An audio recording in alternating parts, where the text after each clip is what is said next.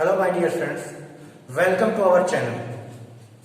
I hope you are fit and fine because this time is very critical time to whole world. So my dear friends, protect your family and yourself. Today I will teach you the topic of article because article is very important topic of English language. I will teach this topic very simple way. So let's start the topic of articles. Articles.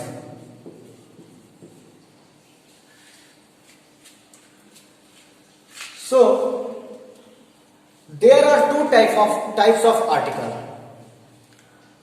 indefinite articles and definite articles.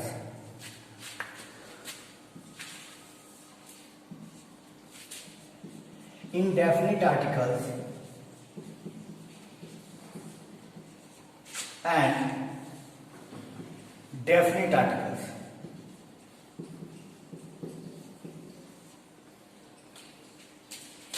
A and an is indefinite article and the is definite article. So I will teach you very simple way, Anglo Hindi में. तो आइए देखते हैं कि article के बारे में क्या क्या हम सीख सकते हैं, क्या क्या जान सकते हैं आपकी परीक्षा की दृष्टि से. क्योंकि जिन भी प्रतियोगी परीक्षाओं में इंग्लिश आती है उसमें आर्टिकल से जुड़े हुए बहुत सारे प्रश्न आते हैं. तो आज हम ये जो शुरुआत कर रहे हैं ये आर्टिकल से कर रहे हैं और आर्टिकल आपको किसी भी परीक्षा में एक अच्छा मार्क्स लाने के लिए बहुत ही उपयोगी जो है कि टॉपिक है. आइए देखते हैं आर्टिकल होता क्या है. तो आर्टिकल को जानते हैं. तो ए एन और द जो है आर्टिकल्स हैं और इनका इस्तेमाल नाउन के पोजीशन को सर्टन या अनसर्टन करने के लिए होता है, यानी निश्चित या अनिश्चित करने के लिए होता है. ये दो प्रकार के होते हैं जैसा कि मैंने आपको बताया, इनडेफिनिट आर्टिकल और डेफिनिट आर्टिकल. इनडेफिनिट आर्टिकल में ए और एन आते हैं और डेफिनिट आर्टिकल में मित्रों द का प्रयोग होता है. अब ए और एन का प्रयोग कहां होता है, द का प्रयोग कहां होता है, ये मैं आपको उदाहरण सहित भी बताऊंगा.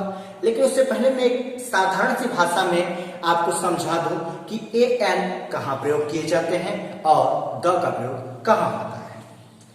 तो साधारण भाषा में दोस्तों ए और एन का प्रयोग वोवेल साउंड के साथ और कॉन्सोनेंट साउंड के साथ होता है या अनसर्टन के लिए होता है, और द का प्रयोग दोनों के लिए होता है, चाहे वोवेल साउंड हो या कॉन्सोनेंट साउंड हो, लेकिन वो स्पेसिफिक हो, यानी एकदम सर्टन हो, निश्चित हो, उसके लिए द का प्रयोग होता है. उदाहरण की दृष्टि से हम लोग देखें, जैसे मान लीजिए आपने अपने किसी मित्र से एक कलम मांगी, तो आप क्या कहेंगे, आप ये कहेंगे कि give me a pen, give me a pen. यानी ये बात कहाँ होगी, इनडेफिनिट आर्टिकल की एक ही बात कर रहे हैं, यानी बात जो है एक कलम की है, यानी कोई भी एक कलम दे दीजिए. यानी आप अपने मित्र से कह रहे हैं कि dear friends please give me a pen, यानी कोई भी कलम दे दीजिए जो आपके पास अवेलेबल हो. लेकिन जब आप द में इसका प्रयोग करते हैं तो वहां पे स्थिति बिल्कुल अलग हो जाती है. वहां पे वो पेन स्पेसिफिक हो जाता है कि आप उस पेन की बात करते हैं जिस पेन को आप चाहते हैं, यानी जिस पेन का विजुअल आपके दिमाग में बन रहा है या जो पेन आपके सामने है, यानी निश्चितता जहां पर होती है. तो आप उसके लिए क्या कहेंगे, please give me the pen, यानी मुझे वही कलम चाहिए जो मैं कह रहा हूं. देखिए दोनों में फर्क है, गिव मी अ पेन और give me the pen. Give me a pen, कोई भी कलम दे दीजिए दोस्त. गिव मी द पेन, यानी मुझे वही कलम चाहिए जो मैं चाहता हूं. या आप मान लीजिए किसी टैक्सी को बुलाना चाहते हैं, आप कहीं जा रहे हैं और अपने दोस्त से कहते हैं कोई टैक्सी बुला दो, तो यहाँ पे भी इंडेफिनिट आर्टिकल का ए एन का प्रयोग होगा और द का प्रयोग होगा. कैसे होगा देखिए, मैं एक उदाहरण की तरह से आपको बताता हूँ, आप समझने की कोशिश कीजिएगा. बहुत सारे लोग ये सोचते हैं कि अंग्रेजी एक बहुत ही भयावह भाषा है, यानी very dangerous and difficult language, but this is not fact. English is very easy and very simple language. You practice this language, so make you a brilliant student in English. तो अंग्रेजी में यदि आप अंग्रेजी को कंटिन्यू पढ़ रहे हैं, कंटिन्यू देख रहे हैं, तो अंग्रेजी से आसान कोई भाषा नहीं है, लेकिन इसके लिए आपको कंटिन्यूटली करना होगा, यानी हमेशा तत्परता से करना होगा। अंग्रेजी को हमेशा तत्परता से मेरे दोस्त पढ़ना होगा। तो मैंने क्या कहा कि देखिए ए और द का प्रयोग के बारे में बता रहा था। तो जैसे मान लीजिए आपको एक टैक्सी बुलानी है, तो आप टैक्सी कैसे बुलाओगे दोस्त? तो आप कहोगे, जैसे मान लीजिए अपने दोस्त से कहते हो कि कोई भी टैक्सी बुला, तो कैसे कहोगे? Call a taxi, call a taxi, call a taxi, यानी कोई भी टैक्सी बुला दो। कोई जरूरत नहीं कि वो उबर का हो, ओला का हो, या कोई नॉर्मल टैक्सी, कोई भी जो भी मौजूद है उसको बुला दो। लेकिन यदि आपको वही टैक्सी चाहिए जिस टैक्सी का विजुअल आपके दिमाग में बन रहा हो, या फिर जो टैक्सी आपके सामने हो, यानी call the taxi, call the taxi, यानी मुझे वही टैक्सी चाहिए जो मेरे दिमाग में है या फिर जो मेरे सामने। तो यही फर्क होता है दोस्तों ए और एन और द के इस्तेमाल में एक साधारण भाषा में। यानी इंडेफिनिट आर्टिकल का प्रयोग अनिश्चित चीजों के लिए होता है और डेफिनिट आर्टिकल का प्रयोग निश्चित चीजों के लिए होता है एक साधारण दृष्टि से। अब आइए जानते हैं कि अन्य कहां कहां पे हो सकता है, तो इसको एक उदाहरण के जरिए जानते हैं। तो आइए देखते हैं उदाहरण। देखिए दोस्तों, यूज ऑफ ए एन का इस्तेमाल कहां करते हैं? तो जैसे कि मैंने आपको बताया कि ए एन का इस्तेमाल वॉवेल साउंड और कॉन्सोनेंट साउंड के साथ करते हैं, यानी वॉवेल साउंड के साथ एन का इस्तेमाल करते हैं और कॉन्सोनेंट साउंड के साथ ए का इस्तेमाल करते हैं। ठीक है दोस्तों, तो आइए देखते हैं। पहले इसमें क्या लगेगा? M A. देखिए ये शुरू जरूर इसका ये जो वर्ड है, ये जो लेटर है, ये कॉन्सोनेंट है, पर यहां पे आप देखेंगे जब भी आप एम ए पढ़ेंगे तो यहां पे पहला जो साउंड आपका आएगा वो ऐसे आएगा, ए, यानी एक वॉवेल साउंड आएगा, यानी एक स्वर ध्वनि आएगी, जिसकी वजह से इसमें हम एन का इस्तेमाल करेंगे। किसका इस्तेमाल करेंगे? एन का, यानी एन एम एन। ठीक है दोस्तों, देखिए आपको अंग्रेजी में जो वॉवेल साउंड है उसको हिंदी के स्वर से भी आप प्रदर्शित कर सकते हैं, जैसे ए, ई, आई, ओ, यू, ये वॉवेल साउंड है अंग्रेजी की। आपको जानना बता दूं, वॉवेल साउंड, यानी वॉवेल साउंड कौन कौन से होते हैं दोस्तों? ए, ई, ओ, ए, ई, आई, ओ, यू, ए, ई, आई, ओ और यू, ये आपके वॉवेल साउंड है, ए, ई, आई, ओ, यू। ये अब ये हिंदी के भी स्वर से मिलते हैं, जैसे ए, ई, आई, आ और ये दोनों का मिक्सअप है, ओ और यू, ऊ। ठीक है दोस्तों, तो इनको आप ऐसे पहचान सकते हैं। और अंग्रेजी में कोई भी वर्ड हो उसका यदि आपको साउंड पहचानना है तो आप उसको हिंदी के स्वर से भी कन्वर्ट करके जो है कि समझ सकते हो, पहचान सकते हो। ठीक है दोस्तों, तो आइए जानते हैं। ये आपका वॉवेल साउंड है ए, ई, आई, ओ, यू, और इसको हम लोग कैसे पहचानेंगे? जैसे मैंने इसको पहचाना कि एन एम ए, यानी एम ए, यानी एस ए, एम के पहले क्या आ रहा है? ए आ रहा है। इसका ये कौन सा साउंड हो गया? वॉवेल साउंड हो गया, इसलिए वॉवेल के साथ क्या लगाते हैं? एन लगाते हैं। ठीक है, एन सी सी। देखिए आपके भी दिमाग में ये बात आ रही होगी कि यहाँ पे क्या लगेगा, ध्यान से पढ़िएगा। एन सी सी, एन यानी ए के बाद न का ओ आ रहा है, ये भी क्या है? वॉवेल साउंड है, और यहाँ पे क्या लगेगा दोस्तों? एन लगेगा। एस डी ओ, यानी यहाँ पे भी एस के पर एस में क्या आ रहा है? पहले साउंड वॉवेल का ही आ रहा है, ए का आ रहा है, इसलिए यहाँ पे एनएसडीओ, ऑक्स, एनॉक्स। यूरोपियन, और यहाँ पे देखिए यूरोपियन, ये कॉन्सोनेंट लेटर भी है और इसका जो है कि यू ऐसे कुछ मतलब व्यंजन में आ रहा है, इसलिए यहाँ पे यानी कॉन्सोनेंट साउंड है और कॉन्सोनेंट लेटर दोनों है। तो ऐसी स्थिति में हम यहाँ पे ए का जो है कि फिल करेंगे, यानी ए यूरोपियन, ए यूनियन, यानी यहाँ पे कॉन्सोनेंट साउंड है, A union. A 1 rupee note, देखिए अब देखिए यहाँ पे ओ है, अब ये तो वॉवेल साउंड होना चाहिए नियम के अनुसार कि ए आई ए ई आई ओ यू जो है कि वॉवेल है, लेकिन यहाँ पे ओ है और ये वॉवेल लेटर है, परंतु यहाँ पे एन का इस्तेमाल नहीं करेंगे। क्यों नहीं करेंगे? क्योंकि यहाँ पे साउंड जो है वो कॉन्सोनेंट है, ना कि वॉवेल है। ठीक है दोस्तों, तो यहाँ पे इस्तेमाल करेंगे ए का। ए 1 रुपी नोट यानी 1, यानी वो जो है व्यंजन होता है और कॉन्सोनेंट होता है, इसलिए यहाँ पे ए का हम प्रयोग करेंगे। ठीक है दोस्तों, आइए अब देखते हैं कि ये तो बात हो गई एक साधारण सी भाषा में कि ए का प्रयोग कहाँ करते हैं, एन का प्रयोग कहाँ करते हैं। देखिए दोस्तों, मैं आपको एकदम अंग्रेजी एकदम नीचे से ले चल के सिखाऊंगा, एकदम मतलब एकदम जीरो से आपको हीरो बनाने की मैं कोशिश करूंगा। लेकिन इसके लिए आपको मेरे साथ बने रहना होगा।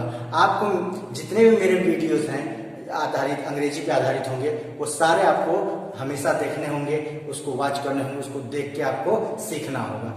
देखिए, दुनिया का कोई भी भाषा कठिन नहीं है, केवल आपकी इच्छा शक्ति की जरूरत है। अगर आपका इच्छा शक्ति है कि मुझे अंग्रेजी में अच्छा करना है, अंग्रेजी अच्छा सीखना है, अंग्रेजी का एक अच्छा जानकार बनना है, तो उसके लिए कोई बहुत मेहनत करने की जरूरत नहीं है।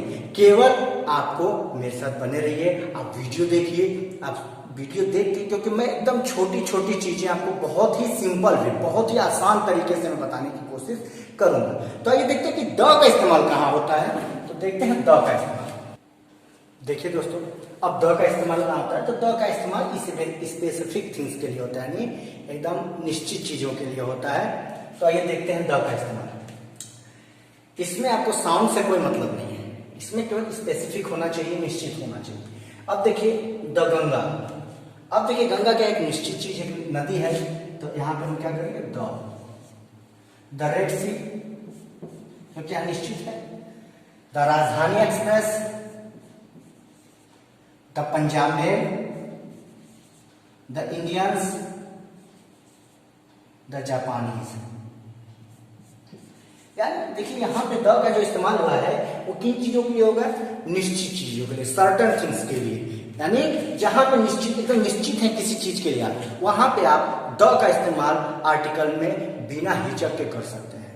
ठीक है, अब आइए जानते हैं कि इसके कुछ नियम, जिसके जरिए आप किसी वाक्य में आर्टिकल का कहाँ प्रयोग करते हैं, पोजीशन ऑफ आर्टिकल के बारे में हम लोग जानते हैं। तो चलिए देखते हैं position of article.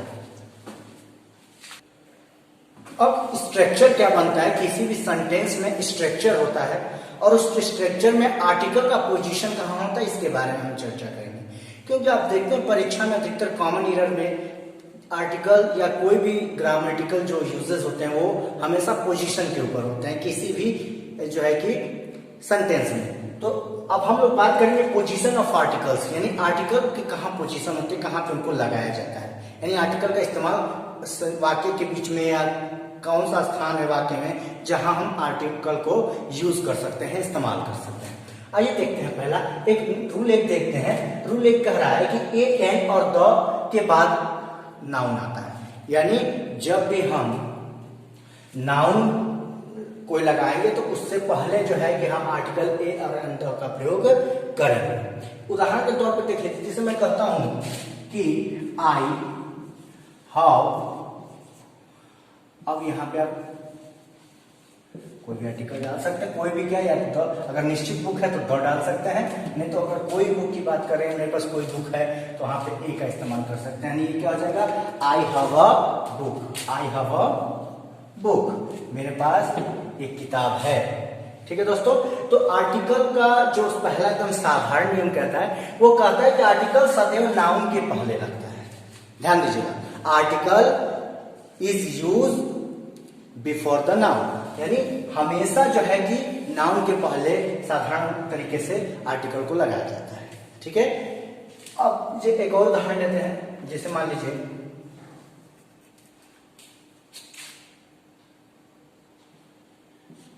I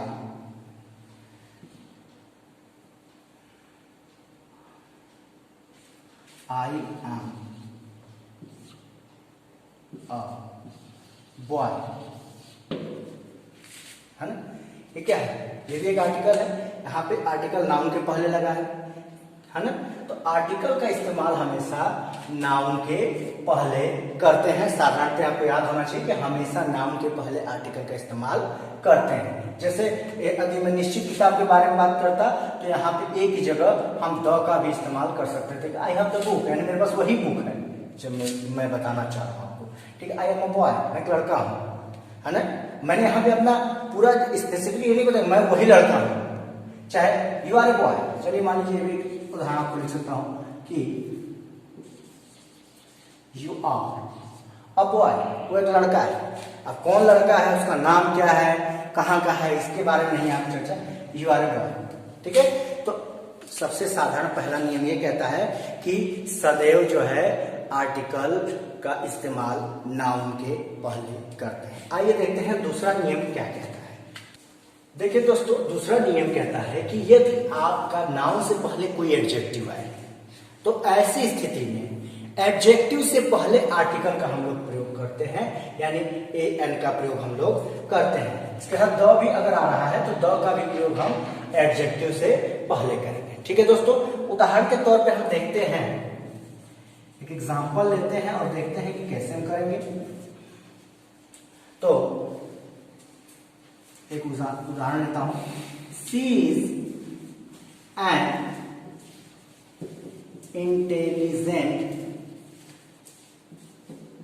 girl. She is an intelligent girl, वह एक बहुत बुद्धिमान लड़की है। She is an intelligent girl, तो यहाँ पे एडजेक्टिव देखिए, नाउन के पहले एडजेक्टिव आया है। तो जब भी ऐसी स्थिति आपको बनती है कि किसी भी वाक्य में नाउन के पहले एडजेक्टिव आए तो आर्टिकल का पोजीशन उस एडजेक्टिव के भी पहले हो जाता है। आइए एक और उदाहरण देख लेते हैं। जैसे Rohit is the best player. Rohit is the best player, तो यहां पे देखिए बेस्ट क्या है, एडजेक्टिव है, और प्लेयर एक नाउन है। तो मैं आपको यही बताना चाह रहा हूं इस नियम में कि जब भी ए एन और द के बाद एडजेक्टिव और प्लस नाउन, यानी जब भी नाउन के पहले एडजेक्टिव है तो ऐसी स्थिति में जो आर्टिकल का पोजीशन है, जो ये आर्टिकल का पोजीशन है, ये सदैव जो है कि एडजेक्टिव के पहले हो जाएगा। ठीक है दोस्तों, ये सदैव क्या हो जाएगा, एडजेक्टिव के पहले होता है। अपने दिमाग में ये बात आप बैठा लीजिए कि जब भी हमें आर्टिकल का प्रयोग करना हो और नाउन के पहले एडजेक्टिव आ रहा हो तो ऐसी स्थिति में सदैव जो है हमारा जो आर्टिकल है वो उस एडजेक्टिव के पहले इस्तेमाल होगा जो नाउन के पहले आया हुआ है। आइए अब तीसरा नियम देखते हैं और जानते हैं कि क्या कहता है तीसरा नियम। देखिए इससे पहले हम लोगों ने पढ़ा क्या कि नाउन के पहले एडजेक्टिव आता है तो सदैव आर्टिकल एडजेक्टिव के पहले लगता है, लेकिन एडजेक्टिव के पहले भी यदि एडवर्ब आ जाए तो ऐसी स्थिति में जो आर्टिकल का पोजीशन और एडवर्ब के आगे चला जाएगा। ठीक है, तो याद रखिएगा दोस्तों कि जब भी आप परीक्षा में आर्टिकल का पोजीशनिंग कर रहे होंगे तो अगर किसी भी सेंटेंस में एडवर्ब एडजेक्टिव प्लस नाउन होता हो तो ऐसी स्थिति में हमेशा आर्टिकल एडवर्ब के पहले ही लगाएंगे। उदाहरण के तौर पे देखते हैं, जैसे